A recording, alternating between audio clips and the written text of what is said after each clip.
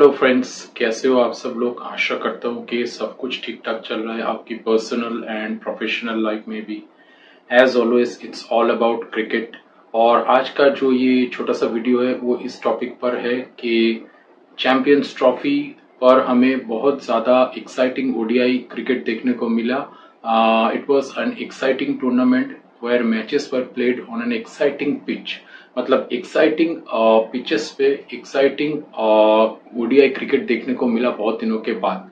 इससे पहले कि मैं स्टार्ट करूं, हो सके तो मेरे चैनल को सब्सक्राइब कर दीजिए, क्योंकि आपके सब्सक्रिप्शन से मुझे बहुत मदद मिलती है and it's a pure motivation. So thanks in advance for that. So अगर हम आज के टॉपिक पर फोकस करते हैं तो मैं जो कह रहा था कि चैंपियंस ट्रॉफी में हमें बहुत अरसे के बाद एक्साइटिंग वनडे क्रिकेट देखने को मिला है और एक्साइटिंग पिचेस में मैचेस हुए हैं।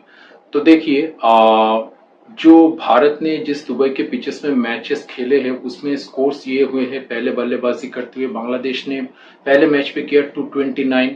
सेकेंड मैच में भारत ने 241 चेस करके जीता। थर्ड मैच में न्यूजीलैंड के खिलाफ भारत ने पहले बैटिंग करके 249 बनाया। फोर्थ मैच में भारत ने 264 चेस किया और फिफ्थ मैच में जो कि फाइनल था उसमें भारत ने 251 चेस करके जीत हासिल की।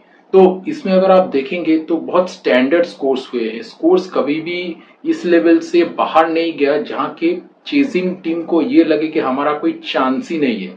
अगर दूसरी तरफ आप लाहौर के पिचेस में देखें, लाहौर के पिच में एक में 320 रन बन गए। मतलब पाकिस्तान पहले 10 ओवर में ही गेम से निकल गया, वापस आने का कोई चांस ही नहीं था। वही मैच में अगर 260 240 या स्कोर इस तरह का स्कोर होता तो पाकिस्तान जीत भी सकता था, क्योंकि अंत तक पाकिस्तान 260 तक पहुंचा था। या फिर आप दूसरे में ले लीजिए, यहाँ अफगानिस्तान वाला इंग्लैंड का जो गेम था उसमें आप देख लीजिए, उसमें भी बहुत ज्यादा रन बन गए थे। अफगानिस्तान ने ऑलमोस्ट 330 बना दिया। तो इंग्लैंड के हिसाब से करना तो चाहिए था, लेकिन इंग्लैंड चेस डाउन नहीं कर पाई। मतलब बहुत ज्यादा रिस्क हो गया था इंग्लैंड के लिए और इंग्लैंड 12 रन से हार गई अंत में। अब इंग्लैंड ने जो ऑस्ट्रेलिया के खिलाफ मैच खेला उसमें इंग्लैंड ने 351 की उसको ऑस्ट्रेलिया ने मतलब चेस कर दिया। तो मैं ये कहने की कोशिश कर रहा हूँ कि कभी कभी तो एक्साइटिंग हुआ, लेकिन मुझे लगता है कि कभी कभी बहुत ज्यादा रन होने से जो टीम चेस कर रही होती है वो जो टीम है वो ज्यादा मतलब कॉन्फिडेंट नहीं फील करते। मतलब वो बोलते हैं कि ये तो मैच ऑलरेडी हमारे हाथों से निकल चुका है। तो स्कोर्स ऐसे होने चाहिए कि जिससे कि दूसरी टीम को भी लगे yes we have a chance and we can fight it out and we can chase down this score. तो मतलब जब भारत आप ले लीजिए पहला वाला मैच 229 बांग्लादेश ने किया, लेकिन एक वक्त पे चेस थोड़ा ट्रिकी लग रहा था जबकि 3-4 विकेट भारत के गिर गए थे, राइट। तो अगर लोकेश राहुल आउट हो जाते तो चेस ट्रिकी हो सकता था, डिफिकल्ट हो सकता था भारत के लिए। इस हिसाब से देखा जाए तो बांग्लादेश का भी थोड़ा बहुत लिटिल एक चांस था। तो इससे मैच एक्साइटिंग हुआ थोड़ा, राइट। गिल को फिनिश करना पड़ा, लोकेश राहुल को भी उनका साथ देना पड़ा, तब जाके बांग्लादेश हारी। और 25 रन और ज्यादा होते तो बहुत ज्यादा क्लोज मैच हो सकता था। एक ही गेम मैं कहूंगा कि भारत बिल्कुल कन्विंसिंगली जीती, वो हमारे राइवल्स पाकिस्तान के खिलाफ, क्योंकि 241 चेस करते हुए जब विराट कोहली उतरे तो उन्होंने पूरा मैच का कंट्रोल अपने ऊपर ले लिया और बहुत ही बिंदास खेल के श्रेयस अय्यर के साथ लंबा 100 रन की पार्टनरशिप करके वो मैच निकल गए। ये एक ही बार भारत ने बिल्कुल कन्विंसिंगली मैच जीता। बाकी सारे मैचेस में थोड़ा फाइट हुआ है आप देखेंगे तो मैं यही कहने की कोशिश कर रहा हूं कि अगर एक स्टैंडर्ड स्कोर होता है समथिंग अराउंड 260 टू 280 या फिर 240, मतलब 240 थोड़ा बिलो पार है, लेकिन फिर भी अगर आपके पास अच्छी बॉलिंग है और खास करके अगर दुबई जैसी पिच हो तो जिसमें क्या हो रहा है कि मतलब सेकेंड हाफ में आपको स्टार्ट फास्ट करना पड़ेगा, क्योंकि अगर आप स्टार्ट फास्ट नहीं करेंगे और आप फास्ट बॉलर्स के खिलाफ अगर पहले 10 ओवर में कम से कम 70-80 रन नहीं बनाएंगे तो बाद में जब स्पिनर्स आ रहे हैं तो बहुत ज्यादा मुश्किलात का सामना बैट्समैन को करना पड़ रहा है। मतलब बिल्कुल टोन डाउन उन्हें करना पड़ रहा है और बहुत संभाल के ही हिट्स मारने पड़ रहे हैं और स्पेसिफिक बॉल का वेट करना पड़ रहा है हिट्स मारने के लिए। तो इससे हमें एक्साइटिंग मतलब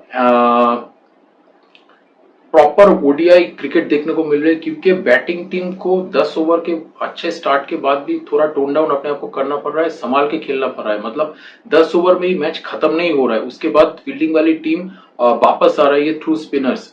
सो इस हिसाब से मैं बोल रहा हूं कि मतलब ये स्लो पिच जो था ये थोड़ा एक्साइटिंग रहा और इसीलिए भारत के जितने भी मैचेस हुए वो एक्साइटिंग रहे। आप दूसरा वाला पाकिस्तान के गेम के बारे में बताइए, वो यही एक कन्विंसिंग विक्ट्री थी। इसके बाद न्यूजीलैंड के खिलाफ देखिए भारत के 3 विकेट गिरे, भारत ने 249 किया। एक वक्त न्यूजीलैंड मैच में था, लेकिन पार्टनरशिप हो रही थी, छोटे छोटे 40-50 रन की न्यूजीलैंड की। केन विलियमसन एक चोट से खड़े हुए थे, वो इनिंग्स को संभाल रहे थे। अब उनके जाने के बाद न्यूजीलैंड बिल्कुल गेम से निकल के, और सैंटनर के आउट होने के बाद तो मैच खत्म ही होगा। लेकिन न्यूजीलैंड का एक चांस था, क्योंकि भारत ने 249 किया था।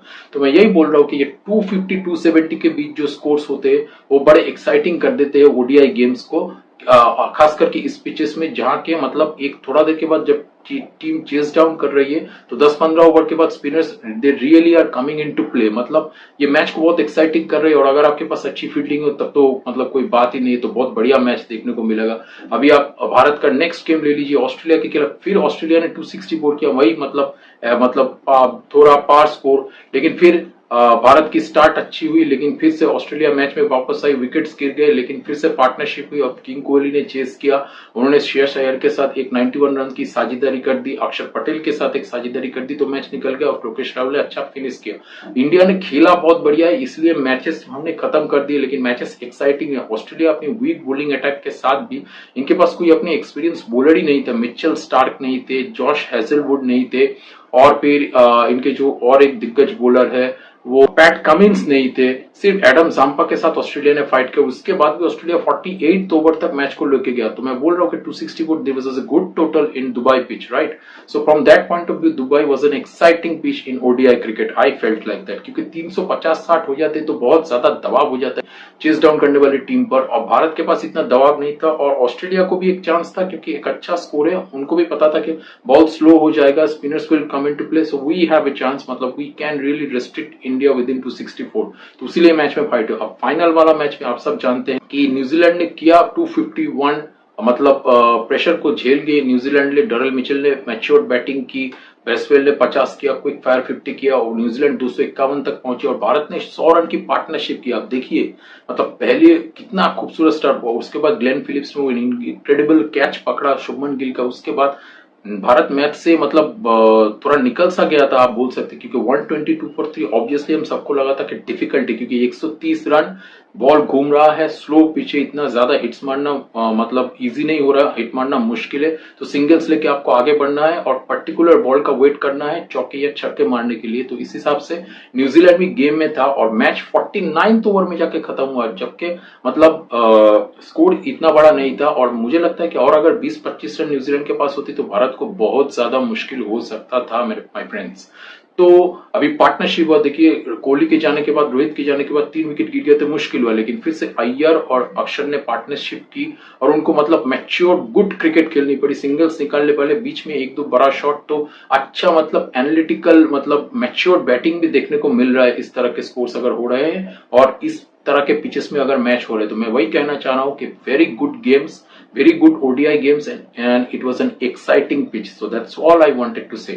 इसके बाद भारत ऑब्वियसली मैच जीती, लेकिन अंत तक न्यूजीलैंड गेम में थी। हार्दिक पांड्या को भी आके पार्टनरशिप करना पड़ा लोकेश राहुल को। लोकेश राहुल को दोनों के साथ पार्टनरशिप, पहले अक्षर पटेल के साथ 20-25 रन की, और उसके बाद हार्दिक पांड्या के साथ पार्टनरशिप करनी पड़ी, और फिर जडेजा ने 8 नंबर पे आके फिनिश किया। 49 ओवर तक न्यूजीलैंड ले गई 251 रन डिफेंड करके। तो आपको समझना पड़ेगा कि कितना एक्साइटिंग गेम हुआ। तो मुझे लगता है कि इस तरह के टूर्नामेंट्स भी बहुत इंपॉर्टेंट है। अच्छा है कि ये साल में कम से कम एक आईसीसी इवेंट हो रहा है, तो इससे सबके पास मौका है, मतलब ज्यादा से ज्यादा टूर्नामेंट्स आईसीसी और टाइटल्स जीतने का। और मुझे और एक चीज लगता है कि हमें यहाँ से ये भी थोड़ा इंसाइट मिला है चैंपियंस ट्रॉफी से, कि हमें बोरिंग बायलैटरल सीरीज के जगह टूर्नामेंट्स ऐसे करने चाहिए कि ट्रायंगुलर सीरीज हो या क्वाड्रेंगुलर सीरीज हो। मतलब अगर वनडे क्रिकेट हो तो ऐसा कुछ हो, मतलब कि ये ट्रायंगुलर सीरीज जिसमें इंडिया खेले, श्रीलंका खेले और ऑस्ट्रेलिया खेले, या फिर इंडिया खेले, ऑस्ट्रेलिया खेले या न्यूजीलैंड खेले, या फिर ऑस्ट्रेलिया खेले, न्यूजीलैंड खेले या साउथ अफ्रीका खेले, इंडिया या फिर इंडिया खेले, साउथ अफ्रीका खेले, न्यूजीलैंड खेले।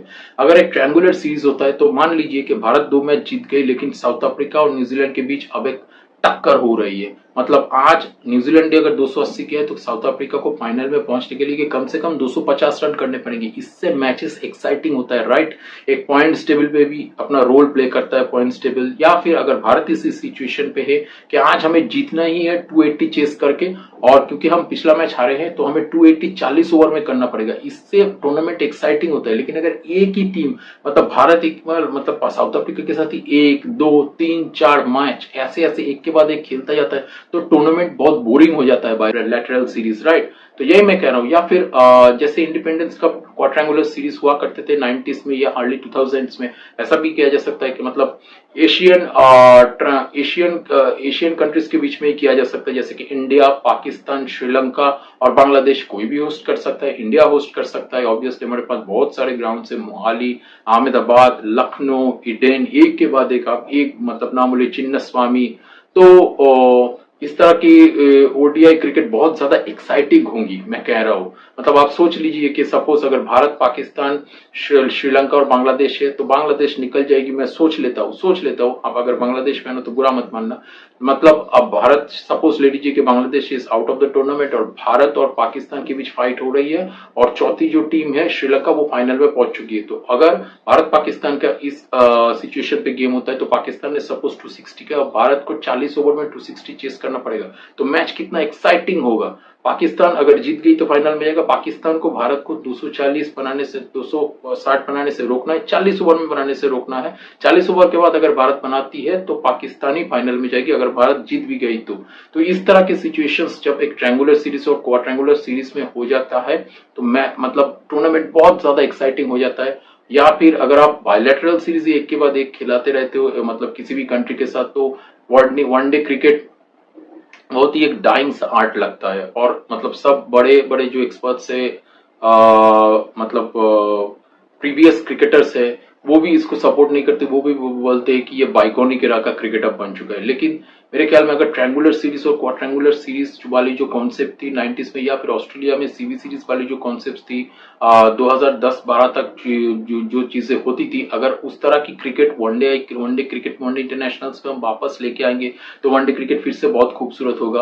और by the way champions trophy ने हमें ये दिखाया कि ये बात सही है, क्योंकि देखिए 3-4 टीमें, बड़ी बड़ी टीमें जो वर्ल्ड कप की लिस्ट के हिसाब से, परफॉर्मेंसेस के हिसाब से, जो पहली 8 बड़ी टीमें थी या 9 बड़ी टीमें थी, उन्होंने हिस्सा लिया और टूर्नामेंट कितना एक्साइटिंग हुआ। और अफगानिस्तान ने एक बढ़िया मैच जीता, बांग्लादेश ने और भारत के खिलाफ अच्छी क्रिकेट के लिए, हालांकि हार गए लेकिन अच्छी क्रिकेट के लिए। तो अच्छी क्रिकेट देखने के लिए आपको क्वाड्रेंगुलर सीरीज और ट्रायंगुलर सीरीज और इस तरह के चैंपियंस ट्रॉफी जैसे टूर्नामेंट्स चाहिए। क्वाड्रेंगुलर सीरीज भी एक चैंपियंस ट्रॉफी की तरह ही एक टूर्नामेंट होगी। तो मैं कह रहा हूं कि वनडे क्रिकेट आपको अगर करना है तो वनडे क्रिकेट के टूर्नामेंट्स कीजिए। बायलैटरल सीरीज बहुत ज्यादा बोरिंग हो जाता है कभी कभी। नहीं, ये नहीं बोलता कि मत कीजिए, लेकिन थोड़ा कम कीजिए, टूर्नामेंट्स पे ध्यान दीजिए। अब मैच आप साल में 20 वनडे मैचेस ही खेलिए, लेकिन अगर 3-4 बायलैटरल सीरीज की जगह अगर आप 5 ऐसे टूर्नामेंट्स खेलते हैं, या फिर 4 ट्रायंगुलर सीरीज या 2 क्वाड्रेंगुलर सीरीज या 2 ट्रायंगुलर सीरीज खेलते हैं, I think that would be बहुत ज्यादा एक्साइटिंग। आप समझ सकते हैं कि मैं क्या कह रहा हूं। तो बहुत ही एक्साइटिंग एक टूर्नामेंट और एक बहुत ही खूबसूरत tournament and nice performances on a nice pitch, on an exciting pitch. Rather मैं नाइस नहीं कहूंगा क्योंकि स्लो था, ज्यादा रन्स नहीं हुए, लेकिन ज्यादा रन्स भी कभी कभी मैच को किल कर देता है, जैसे कि मैंने बोला। तो एक बहुत ही खूबसूरत tournament and congratulations to again to the whole Indian team, because we have won a great tournament, we have been very professional and बहुत अच्छी performance. So once more congratulations to the whole country of India. Congratulations to the Indian team for playing such a great tournament and giving such a great gift of winning another ICC title. So 2 ICC titles within 9 months, incredible achievement and happy Holi to all of you. आज का video यही तक। आशा करता हूं कि आपको मेरा काम अच्छा लग रहा है। अगर काम अच्छा लग रहा है तो प्लीज मेरे चैनल को सब्सक्राइब कीजिए, वीडियोस में लाइक बटन को प्रेस कीजिए और इसे ज्यादा से ज्यादा लोगों के साथ शेयर कीजिए, ताकि क्रिकेट रिलेटेड मजेदार इंफॉर्मेशन आप ही की तरह सारे फैंस को मिल सके। Live life king size. Good bye.